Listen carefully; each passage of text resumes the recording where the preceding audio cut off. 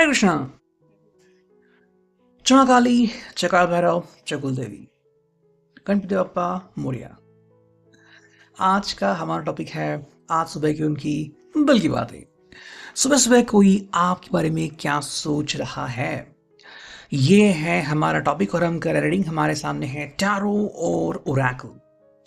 Reading होने वाली है for all signs, general, collective, Hindi tarot reading. Aries to Pisces, मेष से लेके मीन तक सभी राशियों के लिए रीडिंग होने वाली है। So no problem at all. बाकी एज पर योर सिचुएशन, आपके परिस्थिति के अनुसार कुछ बातें या बहुत सारी बातें, कुछ कार्ड्स या बहुत सारे कार्ड्स आपके साथ रेजोनेट हो सकते हैं। इस बात का ध्यान रखें। ये किसी का भी पर्सनल रीडिंग नहीं है, हम कर रहे जनरल कलेक्टिव रीडिंग। बाकी टैरो जो है उसके कार्ड स्ट्रेट और रिवर्स दोनों तरफ से आ सकते हैं, ठीक है। बाकी अपने प्यारे पर्सन को याद करते हुए आप कमेंट सेक्शन में एक हार्ट जरूर दे सकते हो रीडिंग को क्लेम करने के लिए। करते हैं रीडिंग की शुरुआत। हमने लिया है टैरो। देखते हैं आज हमें क्या कार्ड्स मिलते हैं फ्रॉम द टैरो पर्सपेक्टिव, है ना। S of cups, cancer, Scorpio, Pisces में मिला है page of swords, Gemini, Libra, Aquarius.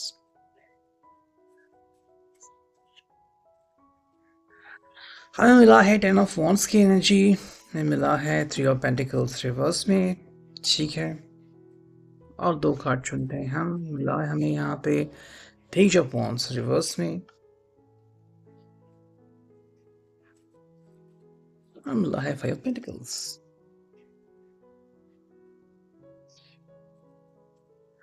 तो शुरुआत हो चुकी है एस ऑफ कप से, कैंसर, स्कॉर्पियो, पाइसिस। ये पर्सन जो है वो बेसिकली बहुत ही आराम से शुरुआत कर रहा है कि मुझे बातें करनी है और मुझे ठीक से समझाना है। अगर गलत फहमी के आप दोनों शिकार हो तो वो चाहते हैं कि ये गलत फहमी जल्द से जल्द दूर हो जाए, ठीक है। आप दोनों के बीच सुलह हो जाए, जो भी नेगेटिविटी है वो दूर चली जाए। भाई उनका कहने का मकसद ये है कि आप उनकी बातों को रिलेट कर सकते हो, जो कहना चाहते हैं वो क्यों कह रहे हैं, इस बात को समझ सकते हो, परख सकते हो, ठीक है। तो ये पर्सन जो है हमें दिख रहा है पेज ऑफ सॉर्ड्स की एनर्जी के साथ, ये उत्सुक है, रेडी है टू फाइट, ठीक है। उनको जवाब देना है बहुत ही इजीली, बहुत ही फास्ट तरीके से। वो कह रहा है कि मैं रेडी हूँ, आप जो भी आपको पूछना है आप पूछ लो। मेरे पास उस सवाल का अगर जवाब है तो मैं तुरंत आपको जवाब दे दूंगा, आपको ज़्यादा वेट करने की ज़रूरत नहीं है। तो अगर आप दोनों के बीच थोड़ी सी मिसअंडरस्टैंडिंग है या फिर कहीं कोई लॉजिक नहीं बैठ रहा, कहीं कोई आपको लग रहा है कि भाई पायदान खिसक गया है, तो आप इनसे बात करके वो सब चीज़ें सुलझा सकते हो, ठीक है।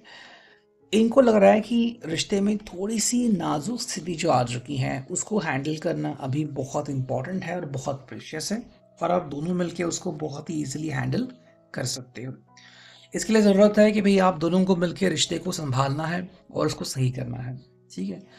यहाँ पे अगर आप किसी और का ओपिनियन ले रहे हो कि आपका दोस्त क्या कह रहा है, फैमिली वाले क्या कह रहे हैं, तो उनका ओपिनियन और आपके दिल का ओपिनियन, इसमें कई बार जमीन आसमान का भी फर्क हो सकता है। क्योंकि ये बात आपकी है तो आपको तय करना होगा कि आपका दिल आखिर क्या चाहता है, आपके दिल की बात क्या है, ठीक है। हमने देखा यहाँ पे थ्री ऑफ पेंटिकल्स चुकी है रिवर्स में, तो यहाँ पे पर्सन को कहना है कि भाई मैं वेट तो कर रहा हूँ बट मुझे रिस्पॉन्स नहीं मिल रहा। और जब जब इन्होंने किसी दूसरे पे डिपेंडेंसी दिखाई कि मैं अपने दोस्तों के ऊपर निर्भर रहता हूँ किसी बात के लिए, तो प्रभाव उल्टा निकला। यानी कि भाई जहाँ पे इनको सक्सेस मिलना था वहाँ पे फेलियर मिला, जहाँ पे इनको सपोर्ट मिलना था वो सपोर्ट चला गया। तो एक बात तो है इनके लिए, किसी दूसरे के ऊपर डिपेंड नहीं रहना है। और यही बात आपके ऊपर भी लागू होती है कि अगर आप किसी और की बातों में आके इनसे सवाल पूछ रहे हो तो एंड में जवाब देने के लिए सिर्फ आप ही होंगे सुनने के लिए और ये होंगे जवाब देने के लिए। बाकी तीसरा पर्सन यहाँ पे कोई नहीं होगा। तो जो भी फायदा और नुकसान है रिश्ते में वो आप दोनों को ही होगा। तीसरा पर्सन का यहाँ पे सिर्फ फ़ायदा हो सकता है, तो कोई नुकसान तो यहाँ पे नहीं होगा, ठीक है। हालाँकि यहाँ पे पेज ऑफ वांड्स की एनर्जी, तो ये पर्सन कई बार बैड फील करता है कि भाई मैं अकेला हूँ, मैं अकेला पड़ चुका हूँ और कौन है मुझे सपोर्ट करने के लिए, या फिर अभी यहाँ पे मैं क्या करूँ, कैसे बताऊँ कि मैं कितना फील कर रहा हूँ, ठीक है। वो बात यहाँ पे आती है। बहुत इंपॉर्टेंट है इस बात को समझना कि इनकी फीलिंग्स क्या है। ये आपको सिंपल कह रहा है कि भाई कई बार मेरा मन जो है वो उद्विग्न होता है, उसमें बहुत सारी चीज़ें आती है, तो मैं उसको कंट्रोल नहीं कर पाता। ऐसे में काफ़ी इंपॉर्टेंट है कि ऐसा पर्सन मेरे साथ हो, या फिर मेरा जो पर्सन है जिससे मैं प्यार करता हूँ वो मुझे ऐसा इतना सपोर्ट करे कि चाहे दुनिया इधर की उधर हो जाए, लेकिन मेरे पर्सन का प्यार ज़रा भी कम नहीं होना चाहिए। तो ये आपसे लॉयल्टी एक्सपेक्ट करते हैं कि भाई आप तो कम से कम मेरा साथ निभाओगे, कोई साथ देगा ना देगा उनसे मुझे परवाह नहीं, आप मेरा साथ नहीं छोड़ोगे, ये उनको जानना है। हालांकि यहाँ पे है फाइव पेंटिकल्स, ये जानते हैं कि रिश्ता जो है वो थोड़ा नाजुक स्थिति में है, और जहाँ पे कोई व्यक्ति अकेला सफ़र नहीं कर रहा है। यानी कि भाई आप कह सकते हो कि अगर ये पर्सन भी कहीं ना कहीं दुखी है, आप भी दुखी है, अगर कहीं ना कहीं इस पर्सन को तकलीफ हो रही है, आपको भी हो रही है, तो दोनों ही व्यक्ति जो है वो उतने ही इन्वॉल्व है जितना कि एक दूसरा व्यक्ति है, ठीक है। तो यहाँ पे किसी को कम या ज़्यादा वगैरह कुछ नहीं हो रहा है, दोनों को सेम सेम यहाँ पे या तो नेगेटिविटी हर्ट कर रही है या फिर इमोशंस हर्ट कर रहे हैं। तो बहुत इंपॉर्टेंट है इस बात को, इस चैलेंज को समझना। अगर हम बात करते हैं बॉटम ऑफ द डेक, तो यहाँ पे व्हील ऑफ फॉर्चून, किस्मत के बदलने का ये पर्सन इंतज़ार कर रहा है, लेकिन अब तक इसको वेट करना है, और आपको भी।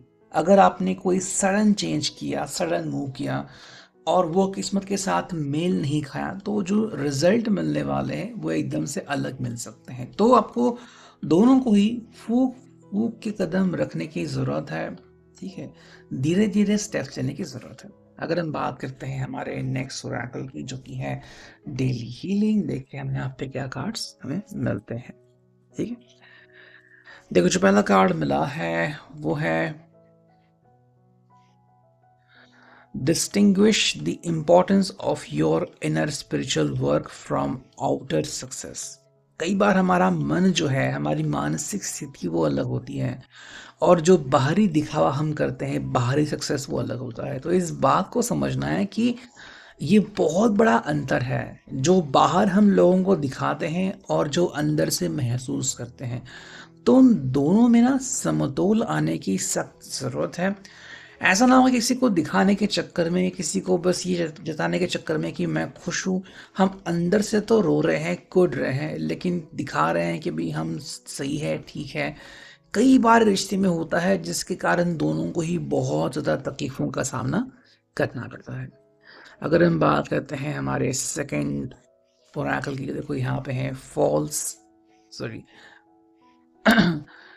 Foster patience.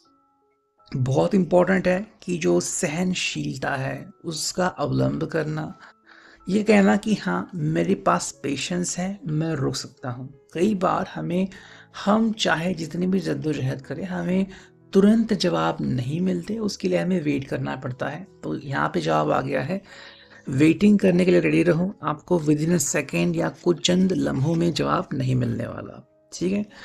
Acquire gratitude for life itself. भाई ज़िंदगी आपको बहुत कुछ सिखा रही है, ज़िंदगी में आप इतने सारे लोगों से मिल रहे हैं, बात कर रहे हैं, तो ज़िंदगी के लिए थोड़ा सा तो शुक्रगुजार आप हो ही सकते हो। और जो फाइनल कार्ड है वो है avoid hateful thoughts as they are just as hurtful as physically striking someone. मतलब कई बार हमारे मन में इतने ज़्यादा नकारात्मक विचार, नकारात्मक सोच आती है, और वो इतनी ज़्यादा कड़वी होती है कि मान लो हम किसी व्यक्ति को ही शासन कर रहे हैं, फिर उसको हम तोड़ फोड़ रहे हैं। तो वही बात एग्जैक्टली हमारे साथ होती है कि हमारा मन जो है हमें अंदर से कमज़ोर करता है और हम अकेले पड़ते हैं। तो काफ़ी इंपॉर्टेंट है, कमज़ोर नहीं पड़ना है और एक दूसरे का साथ निभाना है। तो ये है अभी की reading. I hope it will resonate.